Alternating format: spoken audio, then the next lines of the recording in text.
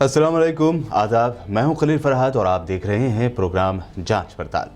हमारे मुल्क की मीडिया अभी एक्टर सुशांत सिंह राजपूत केस के राज खोल ही रही थी कि उनके हाथ लगा एक्ट्रेस कंगना रनावत का बड़ा मुद्दा। और फिर मुल्क के छोटे छोटे मामूली मसले जैसे बेरोजगारी, जीडीपी, लॉकडाउन से परेशान लोगों को राशन के मसाइल, पेट्रोल और डीजल की बढ़ती कीमतें, इन मामूली मुद्दों से बहुत अलग बहुत ही बड़ा मुद्दा लगा कंगना रनावत और शिवसेना के दरमियान जारी लफ्जी झड़प का। नेशनल मीडिया में जिस तरह यह मुद्दा उठाया जा रहा है और नामचीन एंकर्स इसको लेकर इस तरह बहस कर रहे हैं और एक दूसरे को धमकियां दे रहे हैं जैसे ये मुद्दा उनसे ही जुड़ा हुआ है या उन्हीं का है। हद तो ये भी हो गई कि एक मारूफ न्यूज़ चैनल का एंकर महाराष्ट्र के सीएम उद्धव ठाकरे को इस तरह अपने चैनल पर डिबेट करने की दावत देता नजर आया जैसे ये इनविटेशन नहीं बल्कि धमकी हो। बहरहाल हम आज ये मुद्दा इसलिए आपके सामने रख रहे हैं क्योंकि ये मुद्दा किसी से भी जुड़ा नहीं है और जिससे जुड़ा है वो पर्दे के पीछे अपने चंद मोहरे या पांसे फेंक कर बस तमाशा देख रहा है।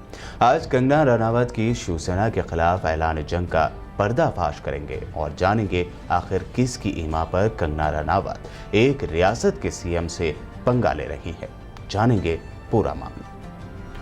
हमेशा कंट्रोवर्सी में घिरी रहने वाली एक्ट्रेस कंगना रनावत और हिंदू नजरियाती पार्टी शिवसेना के लीडर संजय रावत पिछले 3 सितंबर से एक दूसरे को अलग अलग तरह से चैलेंज दे रहे हैं। कोई भी अपने कदम पीछे नहीं हटाना चाहता। ऐसे में इस पूरी कंट्रोवर्सी के पीछे सियासी मकासद यानी पॉलिटिकल एम खोजे जाने लगे हैं। कंगना ने संजय रावत के मुंबई न आने के बयान पर उनकी तनकीद करते हुए मुंबई को पीओके यानी पाकिस्तान के जरिए कब्जा किया गया कश्मीर का हिस्सा बता दिया, तो इसके बाद कंगना पर तनकीद की जाने लगी। ऐसे में कंगना के मुंबई में वाक़ ऑफिस पर बीएमसी ने बुलडोजर चला दिया, वो भी ये कहते हुए कि इस इमारत में कुछ कंस्ट्रक्शन गैर कानूनी तरीके से किए गए। बहरहाल इसके पीछे शरद पवार का हाथ बताया जा रहा है क्योंकि शरद पवार शिवसेना की तरह गुंडों के जरिए तोड़फोड़ करने वाले नहीं बल्कि कानूनी तरीके से अपना दावपेच इस्तेमाल करने के लिए जाने जाते हैं। पीओके बताए जाने के बाद जिस तरह कंगना और उनका साथ देने वाली बीजेपी बैकफुट पर आ गई थी, बीएमसी की कार्रवाई से कंगना को नया चांस मिला और बीजेपी को नया मुद्दा।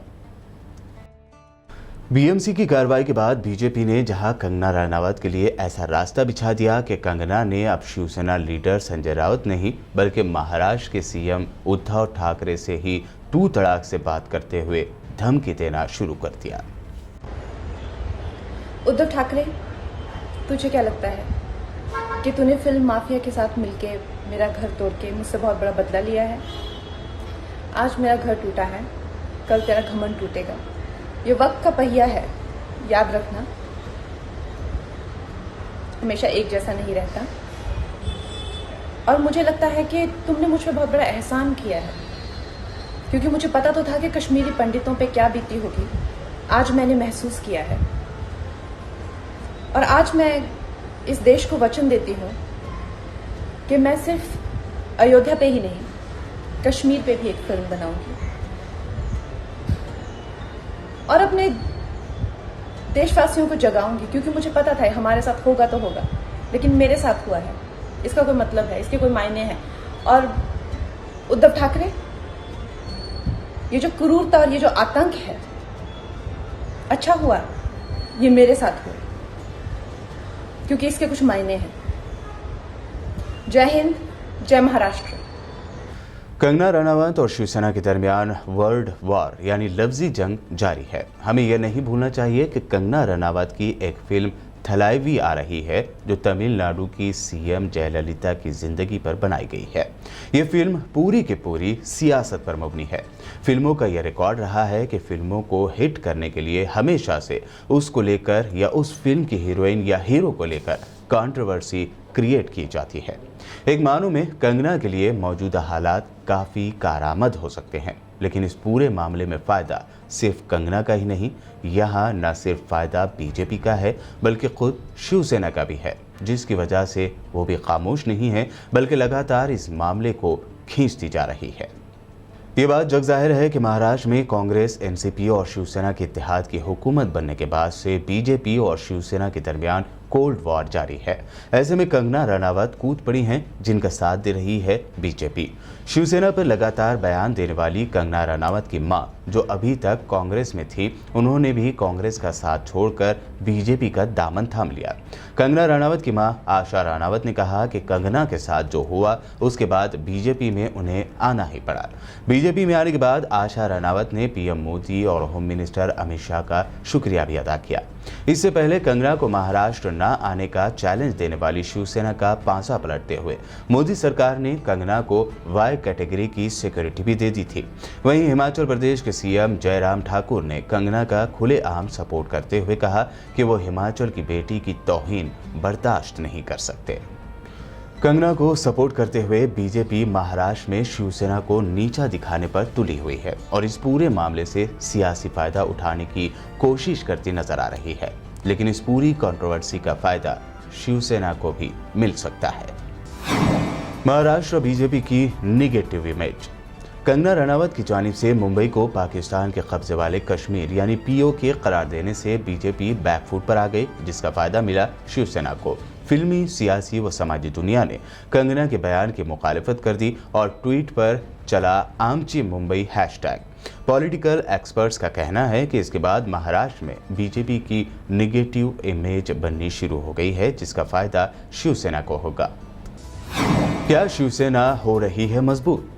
कंगना ने शिवसेना पर तनकीद करते हुए मुंबई पर ही रिमार्क्स पास कर दिए। मुंबई को कभी पीओके तो कभी पाकिस्तान ही बता दिया और तारीख गवाह है, जब जब भी मुंबई की इमेज पर सवाल खड़ा किया गया तो इसका फायदा शिवसेना को ही हुआ है। दरअसल शिवसेना की बुनियाद ही इमेज की सियासत पर टिकी हुई है। अब कंगना के ऐसे रिमार्क से मुंबई में होने वाले नगर पालिका के इलेक्शन में शिवसेना को हो सकता है फायदा और इस कंट्रोवर्सी से शिवसेना को मिल रही है और मजबूती। शिवसेना की पहचान मराठी जबान और मराठी मानुस।